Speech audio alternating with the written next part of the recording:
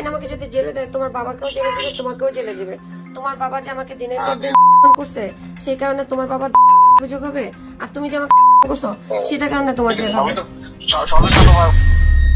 হ্যাঁ বলো।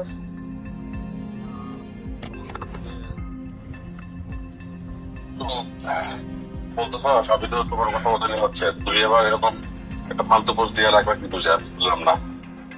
আমার কথা মতো কি হচ্ছে? আচ্ছা ঠিক আছে, তুমি পোস্ট দিচ্ছ ভালো হচ্ছে। এখন তুমি এটাতে কি আশা করো, মানে তোমার এটাতে কি ফলাফল আশা করো? আমি জানি না কি ফলাফল আশা করে, আমি শুধু চাই না সংসার হবে না তোমার সাথে আমার।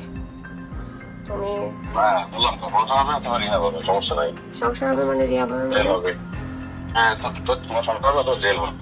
কে জেল দিবে আমার? আইনের বিষয়। তোমার বাবা জেল দিবে? তোমার বাবা জেল দিবে? আইনে অথবা দিবে, আইনে দিবে। কি অপরাধ আমার যে তোমার বাবা আমাকে জেলে দিবে বলো? আমার বাবা না তো, আইন দিবে। আইন কিভাবে আমাকে জেলে দিবে? আইনে যাবে কি? কি করছি? আচ্ছা কি করছি আমি যে আইন আমাকে জেলে দিবে? সেটা তো আমি তোমাকে ব্যাখ্যা করবো না, তখন অর্ডার হবে, তখন অর্ডার করে নেবে। তাহলে তো তোমারও জেল হবে অভিযোগে। বলো, আইন আমাকে যদি জেলে দেয় তোমার বাবাকেও জেলে দিবে, তোমাকেও জেলে দিবে। তোমার বাবা যে আমাকে দিনের পর ধর্ষণ করছে সেই কারণে তোমার বাবার অভিযোগ হবে, আর তুমি যে আমাকে ধর্ষণ করছো সেটার কারণে তোমার জেল হবে। সবই তো তোমার মানে প্রমাণের বিষয়। সবই তো, সবকিছুর তো প্রমাণ আছে, সবকিছু প্রমাণ আছে। আর রিহাব কিভাবে হবে আমার? রিহাব কিভাবে হবে? রিহাব কিভাবে হবে? আচ্ছা ঠিক আছে, রিহাব হবে না, কিছু হবে না। তাহলে এই কথা বলছো কেন?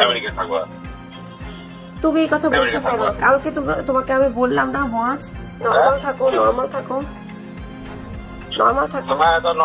তুমি যদি সংসারই করতে চাইতা, তুমি যদি বাচ্চাদের ভালো চাইতা, সবই যদি তুমি নর্মাল চাইতা, তাহলে তুমি তো আমার সাথে আমার পক্ষে থাকতা। তুমি তোমার বাবার পক্ষে থাকতা বলো? তোমাকে মানা করতেছি যে তোমার বাবার পক্ষে থাইকো না, তোমার বাবা ভালো মানুষ না।